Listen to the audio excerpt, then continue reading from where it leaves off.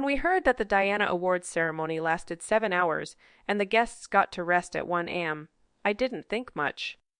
However, I just found out the reason this arrogant prince showed up late. He was busy skiing with Kris Jenner's boyfriend.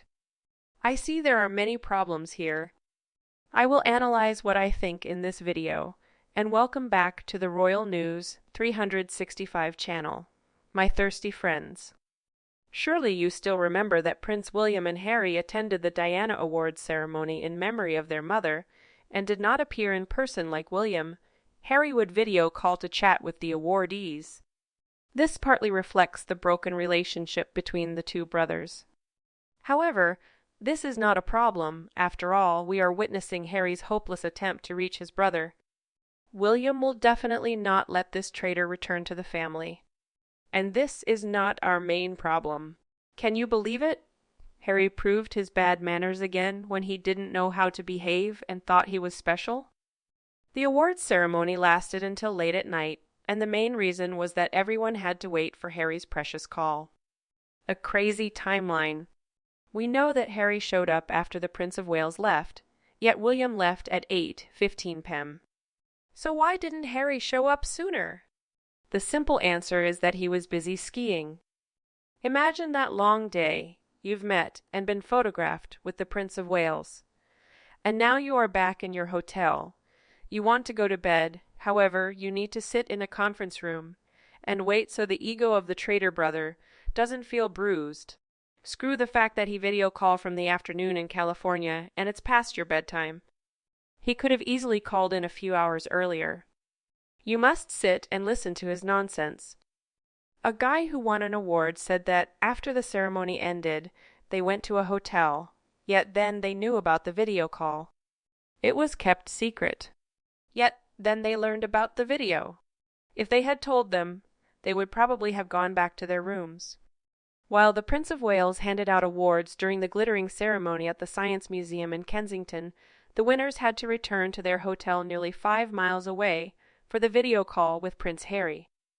If I hadn't heard that he went skiing in Aspen, I would have thought Harry already had orders to mix up the jam recipe for American Riviera orchard, so he was chained to the stove and couldn't do the video call on time.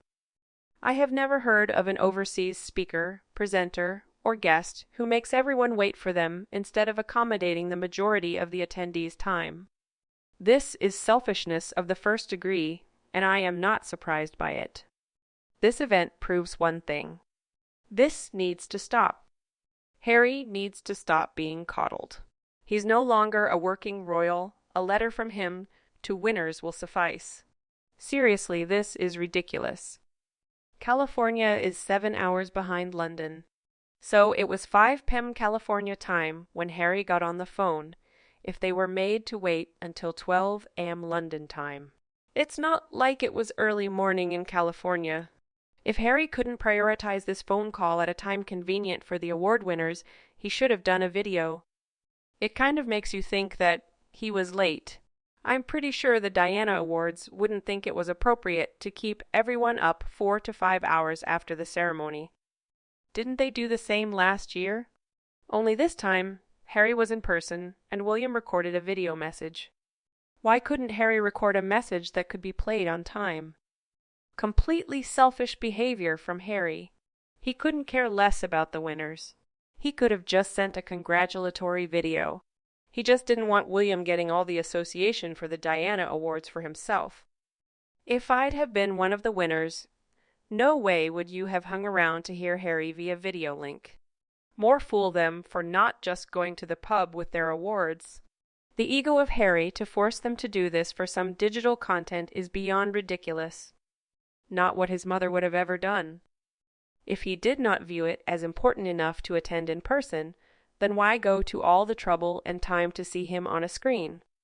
This just proved a prime example of why Ginger is a terrible royal who should be cut loose from the line of succession and relieved of titles. When this caused controversy, Sussed Sugar blindly blamed William for such an arrangement. Oh my God, they've lost their minds. The Diana Award isn't organized by William, it's organized by itself. He just has to turn up, give a speech, and hand out the prizes. William here is not the one to criticize. He showed up at the time indicated, he spoke to people, he gave the speech he had to give, and all at the indicated times. It was Harry who made the guests wait for him to get up in Montecito, because he couldn't make the effort to make the video call in London time. No, he made it in California time.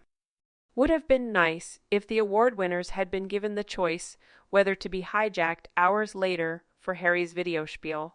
The elder brother did not overstay, yet Harry decided he was going to be petty that day and show up hours late, and by the looks of the screenshots I've seen, high as a kite. He did not respect the memory of his mother nor of those people who had to wait for his appearance. Compared to that, he feels that connecting relationships for Meghan is better. It seems like Meghan is looking forward to collaborating with Kris Jenner.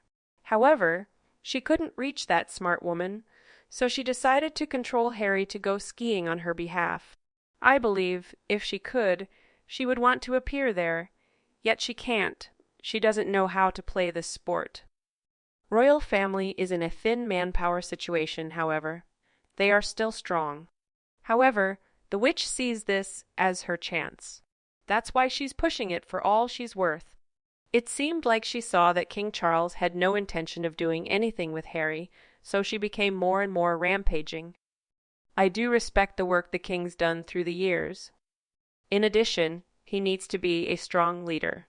If he's not going to handle the Harkle situation, he needs to delegate it to William and let him handle it. He gets blamed for everything anyway, so he might as well do something stronger than eating all the sausage or breaking Harry's little necklace. I think William would get rid of all of them. For years, many people have predicted that the Harkles would eventually gloom onto the Kardashians. So it's not surprising that she would let him meet Kris's boyfriend, even though he has a schedule with the Diana Awards. So he had to finish skiing first, so the award winners could wait 4 hours. What an entitled twat. And what are they doing with their invisible children? He had another weekend away from them. Meghan went on a separate ski trip just a few weeks ago. I believe they can't stand each other or their children.